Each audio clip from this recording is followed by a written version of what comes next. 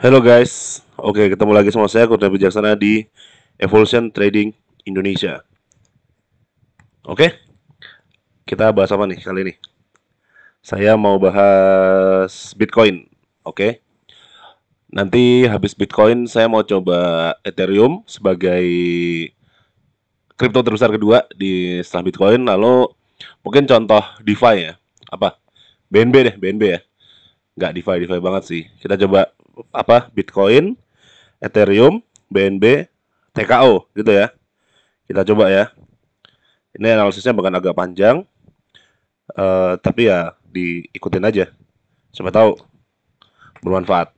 Oke, jangan lupa juga subscribe channel Telegram Evolution Trading Indonesia dan juga YouTube Evolution Trading Indonesia. Kita mulai dari Bitcoin. Seperti judul video, saya nggak berniat ngefat ya, nggak ngeliat food bahwa Bitcoin bakal turun sampai ke 10.000. Tapi ini adalah skenario yang mungkin terjadi, yang mana nanti kalau misalkan beneran kejadian ya kita harus siap gitu. Kalau nggak kejadian ya syukurlah, alhamdulillah. Tapi kalau kejadian ya harus siap. Saya mulai dari 1 bulan dulu deh, biar lihat ya. Oke, mungkin kita coba ambil contoh dari bull run di tahun 2017. Ini sedikit sedikit pengingat aja. Ya, kapan nih bull run dimulai?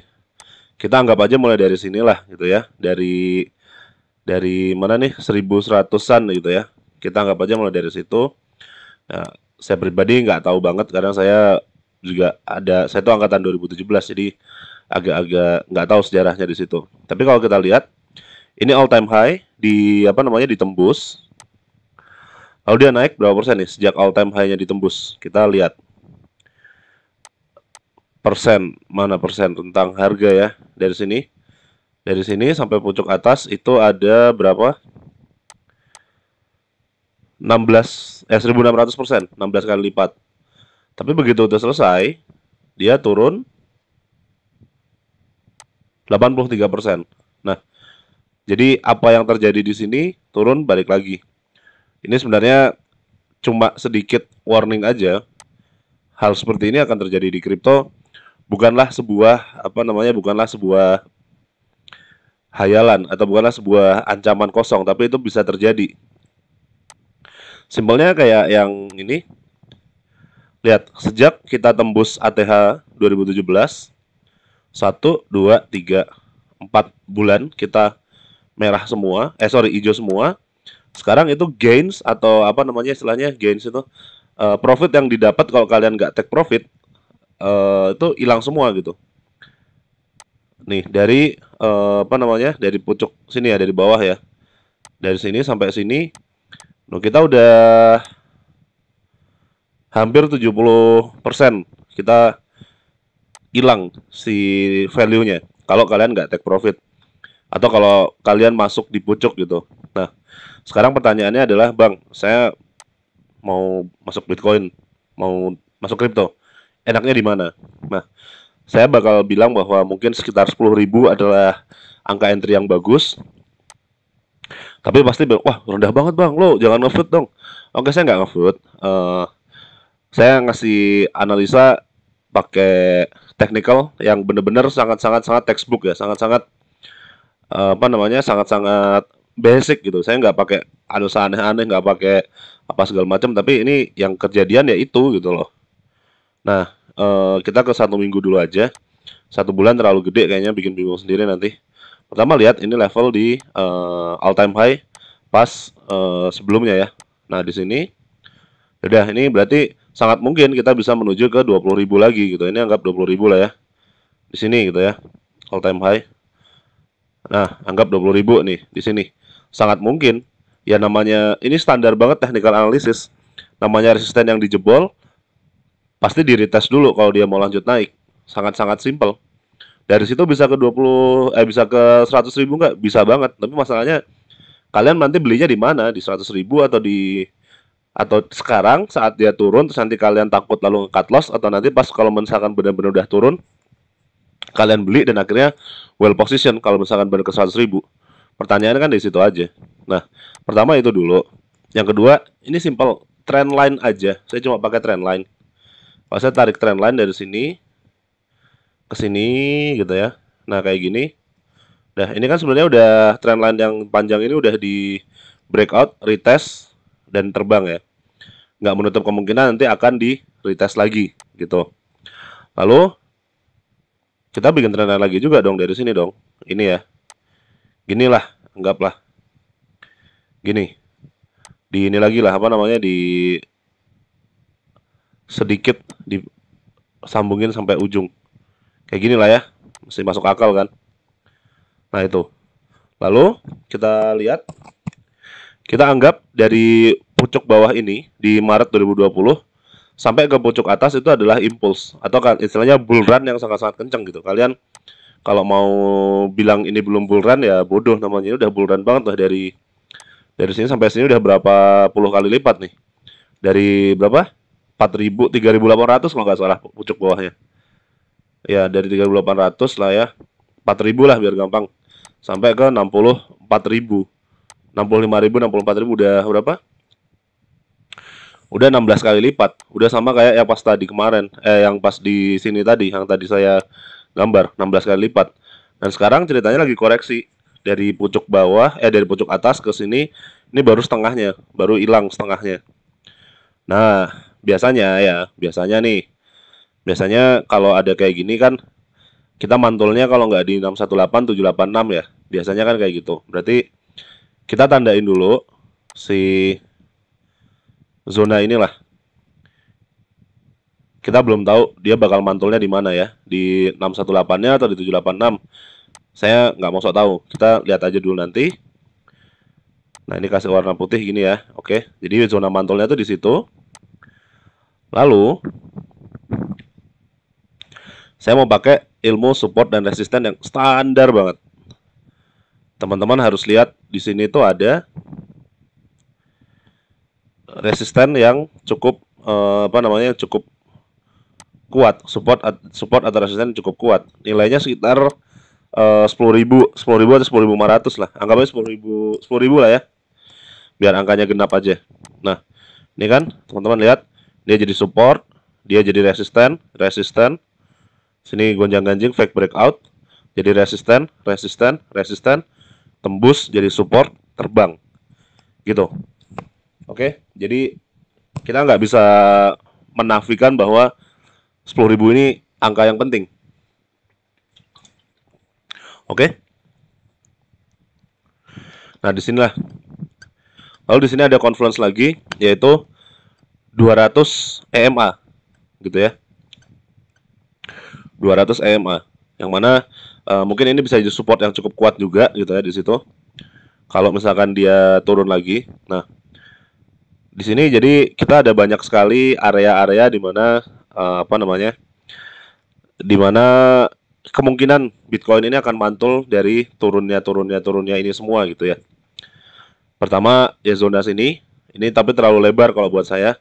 Dan mungkin kalau ini si 618 nggak kuat, langsung tembus ke 786. Simple karena di sini nggak ada perlawanan harga sama sekali sepanjang sejarahnya, gitu. Nah tapi si 786 juga nggak banyak perlawanan harganya dari 20.000. Begitu situ ya kita satu-satunya tempat ya di 10.000. Oke mungkin ketahan sama 200 EMA tapi nggak juga gitu karena kalau kita lihat sejarahnya ya yang paling kuat di sini 10.000 gitu loh. Atau kalau mau lebih sadis lagi ya saya bisa bikin mungkin daerah sini segitiga yang dibikin sama pertama sih 10.000, lalu sih dua trendline ini gitu. Ini ada persilangan. Itu bisa jadi daerah yang penuh dengan interest lah, penuh sangat-sangat orang bakal beli. Itu kalau misalkan kita cepat turunnya ya. Ya sekitaran ya mungkin kalau misalkan kena masih agak nanti turunnya bisa di sini dia ngikutin si segitiga ini gitu. Tapi ya let's say 10.000 lah. Mungkin ada week nakal lah ya. Kalau menurut saya mungkin di 0,786 ini di 16.000 ada week yang cukup panjang sampai 10.000 lah. Mungkin sampai ke bawah ini, tapi ya 10.000 lah paling kalau saya rasa. Kenapa saya bilang kayak gitu? Ya simple. Tadi kita lihat contohnya apa? Naik berapa persen, turun berapa persen? Berapa? 83% ya. Kalau kita naik kita dari sini sampai ke 10.000 aja.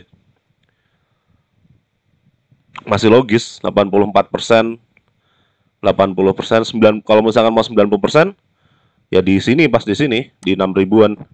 Itu sesuatu yang masih logis gitu. Nah, sekarang pasti yang pada udah beli di atas pada panik, bingung. Aduh, gimana dong? Cut loss jangan bang, cut loss jangan bang. Serah kalian mau cut loss mau enggak. Cuman kalau saya coba kasih lihat sedikit sedikit kemungkinan skenario gimana dia bakal turun. Oke. Oke. Kita lihat dari sejak dari sejak 10.000 ketembus lah ya. Sini naiknya tuh nggak pernah mulus, nggak pernah langsung jebret langsung, tapi kan ada naik turun, naik turun, naik turun gitu kan. Naik turun, ini juga naik turun, naik turun, naik turun, naik turun, naik turun, naik turun. Nah udah. Nah ini sekarang juga sama. Kalaupun turun, turunnya nggak akan langsung sekaligus. Turun, naik, turun. Nah ini tunggu dulu, nggak tahu sama mana. Pasti naik nanti, naik, turun lagi. Jadi kalau digambar, mungkin ini perkiraan kasar banget ya, gambaran kasar banget ya. Mungkin bakal kayak ini kan satu kali turun nih. Ceritanya deh sampai sini deh gitu. Mungkin nanti akan ke sini, terus gini, ya enggak. Nah di sini baru nanti ada penentuan, apakah bakal bertahan atau enggak. Misalkan nggak bertahan ya mungkin begini sampai 10.000 gitu. Kayak gitu, prediksi saya. Jadi turunnya itu nggak langsung jebret satu tapi zigzag gitu. Dan agak-agak pelan, agak-agak lama gitu. Setiap kenaikan pasti orang-orang bakal pada lupa daratan, mulai bullish lagi. Para influencer mulai teriak-teriak lagi. Pas turun pada kabur lagi. Pas naik bullish lagi. Gitu aja terus. Sampai pas 10.000 mereka pada ya udah pada habis. Nggak ada yang habis. Kalian para retail, influencer sih dapat duitnya dari komisian komisian exchange. Nah, karena turun naik turunnya bakal zigzag kayak gitu nanti, kita bisa kapitalisasi dong dari sini. Ini ceritanya gini aja ya. Saya pakai prediksi dari level-level yang ada ya. Ini dari sini dari Fibonacci-nya. Lalu nanti turun lagi, turunnya ke 786 ceritanya gitu aja. Terus ini ceritanya turun sampai 618 deh gitu. Ini nanti bisa naik lagi sih, cuman kita pakai skenario yang buruk dulu gitu. Lalu dari sini mungkin retest yang tadinya kena baru ke 10.000. Jadi kemungkinan bakal zigzag kayak gini. Caranya gimana? Kalau mau cari cuan, pemain spot ya tinggal beli di support, tap support. Begitu di resisten ada tanda-tanda buruk, dijual. Nah, gitu aja. Tapi kan bisa jadi ini juga naik sampai sini ya. Cuman kita nggak tahu cara prediksinya. Sebenarnya tinggal lihat di level-level yang saya gambar ini, candlenya berlaku seperti apa. Begitu kira-kira jelek ya udah jual. Atau ya tinggal shortin aja, short. Nah, tunggu di sini, short, tunggu di sini, short, gitu aja terus. Kayak gitu. Nah, terus pertanyaannya, Bang, emang Bitcoin ini kan nanti bakal begini begini. Iya, oke, benar. Saya percaya Bitcoin untuk jangka panjang dan ya crypto in general bullish ya. Tapi ya itu tadi 80% penurunan itu sangat-sangat mungkin, apalagi di pasar kripto. Mungkin kalau teman-teman saya sempat dapat info dari tahun 2013 itu yang angkatan 2013 turun 80% itu wajar, tapi udah gitu naik berapa ribu persen gitu. Nah, kita anggap aja ini seperti kayak gini. Nah, nanti kemungkinan besar dia ya sideways dulu lah di sinilah gitu. Agak lama baru kita naik gitu. Nah, gimana cara kapitalisasinya? Gimana kita bisa cuan di situ? Ya pertama gini. Nih, saya kasih warna merah. Merah itu buat kita nge-short atau buat kita jual ya. Jadi saat kalian punya di sini bisa beli itu ada kesempatan, jual di sini atau short di situ gitu ya. Gitu. Sama, nanti dia turun sampai sini, nanti beli lagi di sini jual atau short.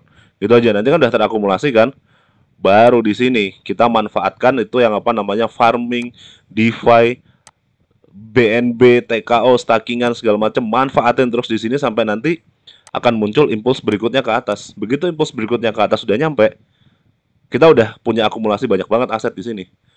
Cuan gede, udah mantap, sedap gitu. Kayak gitu. Tapi kalau misalkan ternyata nggak kejadian ya, dia naik gitu. ya fine, nggak apa-apa. Dengan yang ada di sini kita tetap jual apa namanya beli di support, nanti pas naik jual, beli di support pas naik jual, gitu aja. Gitu. Ya, jadi ingat ya ini bukan food ya, bukan berita-berita jelek, bukan bikin takut, tapi ini sebuah kemungkinan yang sangat-sangat mungkin terjadi gitu. Apalagi kalau kita pakai moving average lagi nih ya. Kan ini MA 200 tuh yang warna warna putih tuh. Saya bikin satu lagi deh MA 50 warna kuning ya. Coba. Ini sudah mau kalau kata orang dead cross. Nah, itu dead cross itu kan apa namanya? Petanda bearish untuk jangka menengah lah ya. Makanya mungkin kalau dead cross kejadian, dia naik turun ya sampai situ. Saya memprediksi ya 10.000, pahit-pahitnya 6.000 gitu ya buat Bitcoin. Ya tinggal pertanyaan nanti kalian punya keberanian buat beli atau enggak. Kayak gitu. Oke, Bitcoin udah saya hapus aja semuanya. Kita coba ke apa tadi saya bilang? Ethereum ya. Ethereum juga ya sama-sama juga. Nah, levelnya yang saya gambar itu sama metodenya. Bentar, pakai 1 minggu. Oke, saya gambar dari awal deh biar nggak bingung. Saya lupa kemarin dari mana aja. Nah, Ethereum itu kita lihat lagi sama ATH apa ATH 2017-nya di mana? Sini ya, 1400 ya. Kayak gitu. Lalu kan ini apa namanya? Belum kejadian apa-apa gitu kan. Nggak kayak Bitcoin apa trend lainnya nggak kebentuk dengan baik. Actually saya coba ganti exchange aja ya biar lebih lama datanya. Enak buat gambar trend line. Coba pakai Bitstamp. Oke, harusnya better. Di sini 1400-an. Lalu ini ada saya coba gambar lagi trend line yang ada kayak gini. Oke, mungkin ini terlalu ekstrim buat Ethereum ya. Mungkin terlalu nyeremin kalau ke 100. Tapi nanti saya coba lihat ya. Kita lihat di time frame kecil daily sebenarnya udah ada sih, udah ada yang cukup. Sebentar, saya lihat di 1 hari. Kita prinsip sederhananya adalah sorry, kepencet. Prinsip sederhananya adalah mungkin Ethereum akan mengetes trend line yang tadinya sudah terbentuk. Lalu dia kabur. Nah, gini aja gampangnya. Ini digedein dulu. Kalau kita gambar trend line, nah kayak gini aja. Ini kan kesini, kesini, kesini. Kita extend sampai jauh. Lagi ya, lagi terus sampai sini. Nah, atau dari sini sampai ke ini juga. Ini kan dia bikin trend ke atas baru lagi ya. Ya, kita coba bikin mungkin dari sini kayak gini. Gini. Gini. Nah, gini lagi. Nah, area-area trend line inilah yang mungkin nanti akan dikunjungi lagi oleh Ethereum kalau menurut saya. Gitu. Jadi dari sini mungkin dia turun ya kalau sampai sini ya alhamdulillah syukur-syukur. Tapi kalau kita juga nggak boleh menafikan bahwa kemungkinan dia bisa sampai sini juga gitu loh. Kayak gitu. Tapi yang pertama-tama mungkin nanti kita lihat di EMA berapa? EMA 200-nya ini kayak gimana? Berhasil atau enggak? Lalu kita lihat di weekly-nya sendiri EMA-nya kayak gimana? Nah, ini sesimpel kita mau ngetes EMA 50 atau balik ke EMA 200 pun masih jauh di bawah gitu. Nah, itu kita perlu hati-hati juga. Nah, ini udah clear bearish sign banget ya ini candle-nya. Jadi mungkin sama nanti kayak apa namanya? Kayak BTC. Polanya zigzag. Nah, ini impulsnya sini. Kalau saya mungkin melihatnya ini dari sini ke sini. Lalu dari sini kita bisa kemana? Oke, anggap aja ceritanya bullish deh, nah gitu aja sampai sini deh, sampai 3000. Nanti turun lagi ke sini atau ke sini, gitu aja. Nanti bisa di apa namanya? Bisa dilihat lagi nanti update-nya gimana. Gitu. Nanti kalau udah di situ ya akumulasi naik lagi sama sistemnya. Itu nah nanti pas di sini, pas Ethereum murah, berani nggak kalian beli? Nah, beli terus nanti dimanfaatin di kapitalisasi. Masuk kayak apa kayak yang swap-swapan yang bikin liquidity provider segala macam, farmingin. Nah, baru nanti begitu udah selesai, ya let's say mungkin 2022 ya, si apa namanya si Ethereum ini mulai ada impuls lagi, kripto mulai ada impuls lagi, jebret kalian udah ngeborong dengan sangat banyak gitu. Oke, habis ETH, BNB. Nah ini koin yang menurut saya terlalu besar hype-nya. Jadi gini, aduh gede banget ya.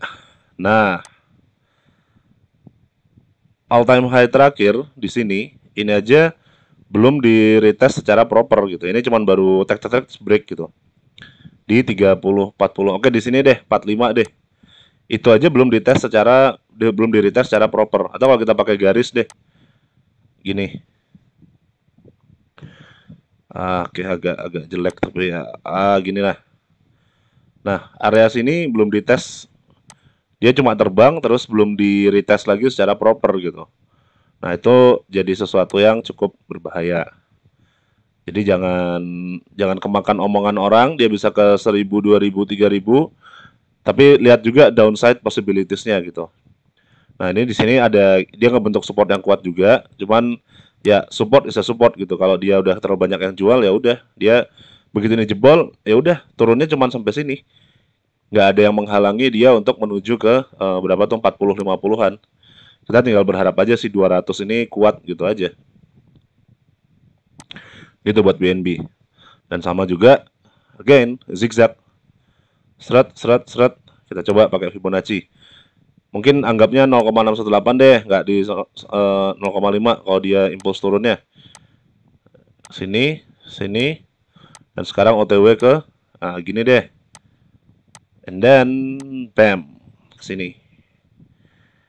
Kesini deh gitu. Baru nanti agak sideways lama baru mulai naik lagi. Kayak gitu. Oke, lalu sekarang koin kebanggaan anak bangsa, TKO ya. Oke, TKO ini sebenarnya udah cukup. Nah, udah segambar tuh. Saya sendiri udah punya apa namanya udah punya banyak beli dan di stakingin sekarang. Sekarang lagi saya stakingin. Nah, konfirmasi bullish kalau sudah break garis ini. Oke, udah benar. Berani beli nggak? Nah, saya kemarin belinya di buy santuy zone ini. Di sini sempat dikit sih beli. Nah, tapi banyaknya di sini. Dan sekarang dia ngebentuk tren naik, ya kan? Low, higher low, nah ini calon higher low. Ya mungkin, tapi kalau menurut saya karena ini koin baru ya, dia bakal sideways-nya cukup lama. Jadi saat si kripto-kripto lama dengan dramanya itu ke mana namanya? Ke yang saya bilang tadi, TKO sih ya mungkin pahit-pahitnya balik ke 1,2 lagi, tapi mungkin saya rasa sideways sekitaran sini gitu. Nanti kalau sideways itu udah berakhir, kita bisa ngetes week yang ini lagi. Kayak gitu buat TKO. Gitu deh. Itu analisa saya. Mudah-mudahan pada siap, pada well position. Intinya nanti pas udah sampai sampai di bawah ya kita nggak mau kehilangan uang kan, nggak punya duit gitu. Kita siap-siap apa namanya simpen, selamatkan duit kalian. Kalau ini lagi dirasa nggak enak trading, jangan maksain, jangan ikut-ikut para FOMO-FOMOers dan ya udah. Mudah-mudahan nanti pas di bawah kita bisa nangkep bottomnya ya. Gitu deh. Oke, terima kasih telah menonton dan sampai jumpa.